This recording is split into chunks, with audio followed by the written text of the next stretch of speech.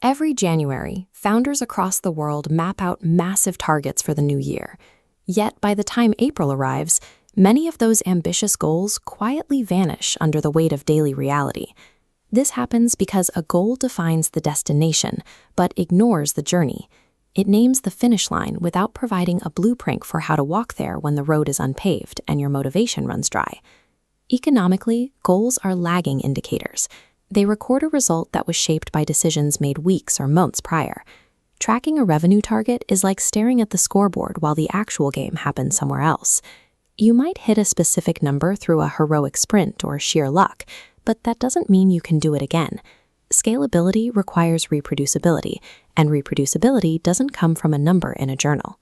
To build a business that can sustain itself, leaders must move past the illusion of certainty that goal setting creates and begin constructing an architecture of achievement.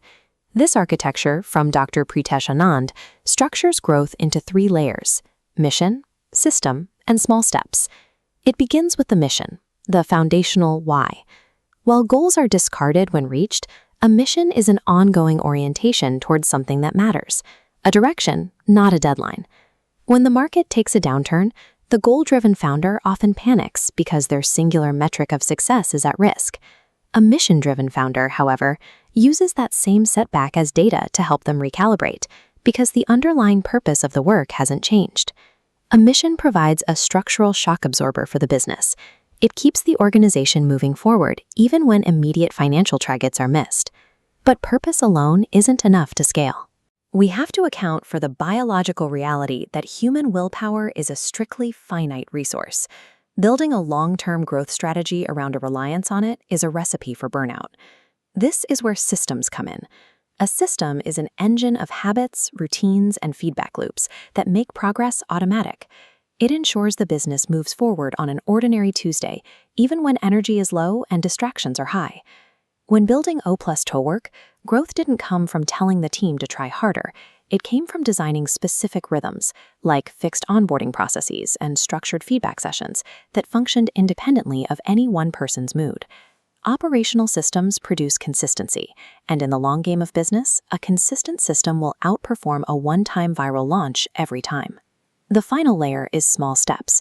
Improving just 1% every day results in 37-fold growth by year's end. But the real power is psychological. These micro-actions are winnable, providing constant momentum without the crushing weight of massive, distant goals. When SDRF teams conducted massive urban surveys across Bihar, they didn't focus on the thousands of insights needed. They focused on a system that required exactly 15 households per team, every day. That steady, unglamorous pace eventually built a database of over 3,000 records. Every small step taken is a vote for the company's identity. It reinforces the belief that the system works and that the mission is achievable. Lasting enterprise value isn't created during a single inspired sprint. It's forged over 10,000 ordinary mornings. We are living through a period of rapid, nonlinear change. The fixed goal you set in January can become irrelevant by April due to shifts in technology or the economy. Goals tend to break under this kind of pressure. Systems, however, are designed to flex, and missions are designed to adapt. A system-first approach is the most ambitious way to build because it creates teachable scalability. When the system is the star, the entire team can run it, allowing the organization to grow beyond the founder. To move toward this model, start your week with 3 questions. First, what is your mission? If you can't define your deep purpose in one sentence, your direction isn't clear enough yet. Second, what is the architecture of your week? Name 3 specific routines or structures that will move you forward. If you can't name them, you're relying on luck, not a system. Finally, what is the smallest, most reliable action you can take today? Don't look for the most impressive move. Look for the one you can guarantee. True leadership isn't about setting the boldest goals. It's about maintaining the rarest form of discipline: consistent, daily operational integrity.